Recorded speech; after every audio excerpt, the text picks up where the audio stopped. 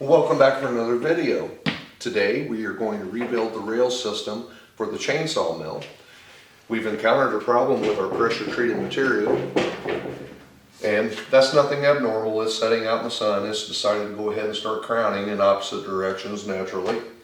But a couple of things that I do actually like about this system is the fact that when we're grabbing onto a log, we can absolutely just set it right down and put it across the log, and we're pretty much ready to start milling. And the wedges that I cut here in the center, being able to move these around various knots and things like that has worked out pretty well. A couple of things I didn't like about the pressure treated material here is as it starts developing splinters and things like that, it does cause some restriction against our chainsaw mill as we're sliding along trying to mill. We start getting splinters and things in here that slows the saw down. And also out here on the outside edge, if you catch this thing on anything and start causing any type of restriction, then it does slow down the process. And it also can cause you to either cut down the saw or up with the saw and make saw marks in your material. So Ricky has brought these down for me. Thanks, Rick. We have a couple of 12-foot C-channel beams here. This stuff is a 1/16 of an inch thick. I think this is going to make us a superior railing system for the chainsaw mill moving forward. We're spending a lot of effort milling the material, so we want it to be as good as it can be. Let's start by taking this old one apart and get what we can get out here to use and put this new one together and take a look at it. I picked these up at Harbor Freight the other day. They had these things on sale, and has a closing lid, perfect for keeping screws and nails and things like that in, that you don't want to have in a cardboard box and take a chance on dumping them over. So I think they were about, I don't know, 75 cents a piece. Those things are going to be handy.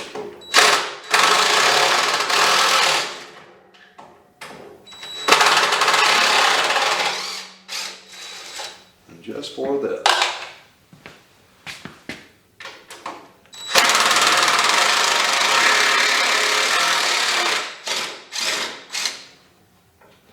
Yeah, you can see how much that one dropped down just as soon as we released it. Like I said, it's served its purpose.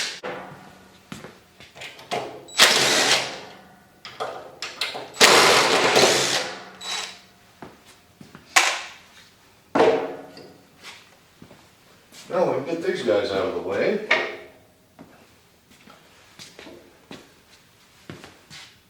It really is tough to get this stuff to stay straight when it's standing out there by itself. Now when it's nailed in place, it does a great job, but as soon as the sun starts hitting pressure treated material, it will make it drop. You can see this one's twisted up now, and these were straight when I brought them home. I did select them for exactly what we used them for. Why don't you look down this guy? I mean, you can see the twist in it. I think that was the straightest of the two. So you can see down that thing. But again, you can see the knot right there and here.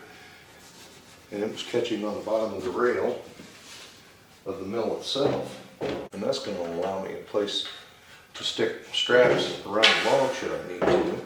And what I'm going to do, I'm going to turn this to the outside edge, and that'll give us less restriction against the chainsaw mill frame as well. And that'll also allow me to drill holes into here and not have us to worry about countersinking the screw should it be out here on this flat side. So we're going to turn these up like this, opposite way, and drill some holes in this guy. They're all laid out. I'm going to go ahead and punch these so the drill bit's not moving around.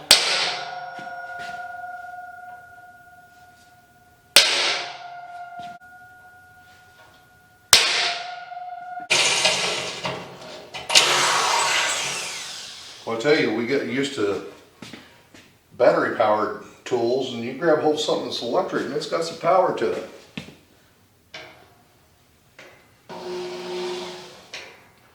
This thing turns almost as many RPMs as the chainsaw does.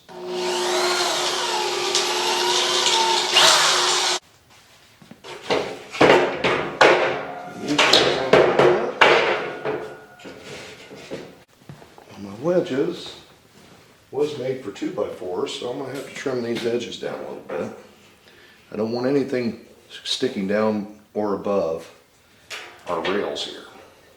Get a measurement. This is the workbench we done the other day. Every bit of this cut out with the chainsaw mill. And this is what I was talking about, being able to walk, moving the chainsaw around. We start getting into deeper gouges with the chain. I don't know if the camera's picking that up or not. But a little bit of movement in here too. So straighter rails is going to help us prevent that.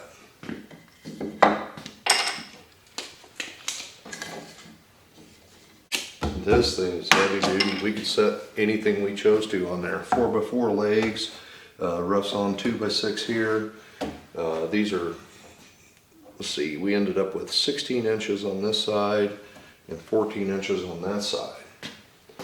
And I left as much of the live edge as I could and just simply rip down the middle and get this thing up there. We could set probably the Mule up here if we chose to. We won't, I'm just saying we could.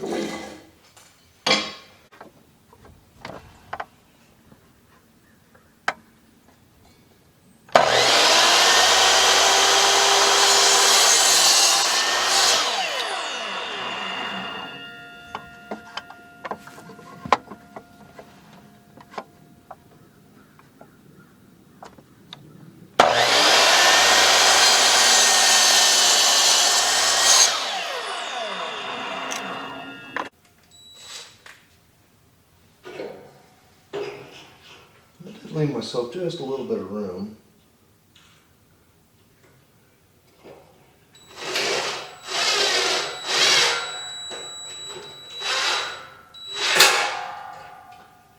So these guys are not sticking above the rail.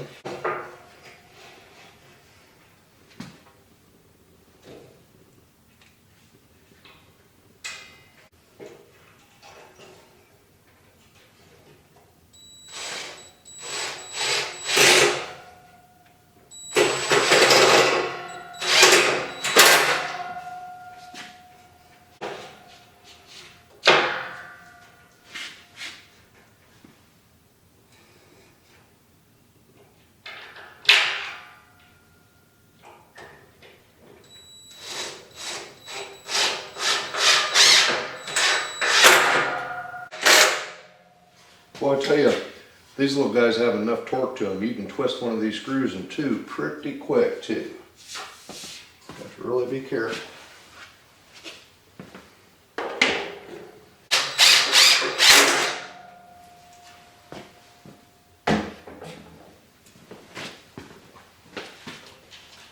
Oh yeah, that's going to be a lot better.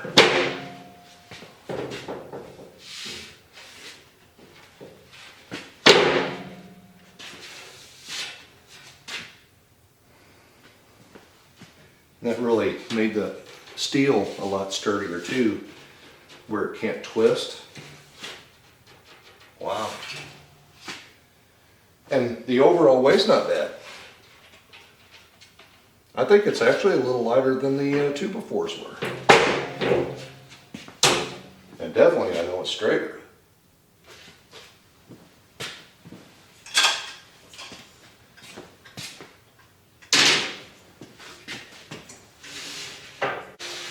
And that already slides a lot easier. Right down to the end, nothing sticking up and above. That's going to be an improvement, guys. The mill can come right off the end here now. So, slide that back so you can see it a little bit.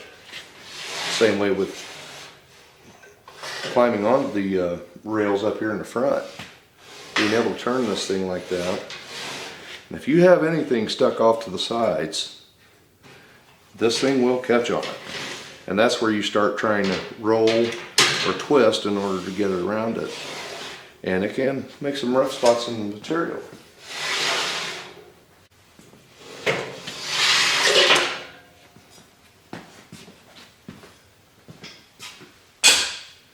That is an improvement. And again, I have numerous places. If I have to, I can run screws down in now. But that is something I try to refrain from. I don't want any metal, once I start sawing, just in case something happened. You don't know if the mill is let loose someplace or something and your saw starts to dip or rise. And if you clip one of these screws or anything metal with the chain, it's not only going to cost a bunch of time, but it can get expensive. That's going to sit on there. Now what I've been fastening to the end of the log in order to set my rails on, just a 1x that I've notched out on the corners. And our new frame is going to be able to slide right to that. And I did drill a series of holes across the base of it. That way, as I'm putting the screws through into the log, it's not trying to constantly pull this tighter to the material. That way it's not splitting it and different things like that. Like I said, our rail will set in there similar to this on both sides. That helps keep everything level and stable. And like I said, with the end of the log here, this guy is set right up there on that. And it makes for a rigid milling surface. Well, we're a long ways from where we started. We're not rocking like this, you know. So an improvement over the 2x4s. So our material here is 2.5 inch channel. This is 1/16 thick. Again, nothing crazy heavy and definitely stable. I'm looking forward to milling the metal log. I hope some of this information helps you. If you're out chainsaw milling and you've learned some tricks of the trade, please share it in the comments. We'd be glad to hear from you. Thanks for watching. We will see you on the next one.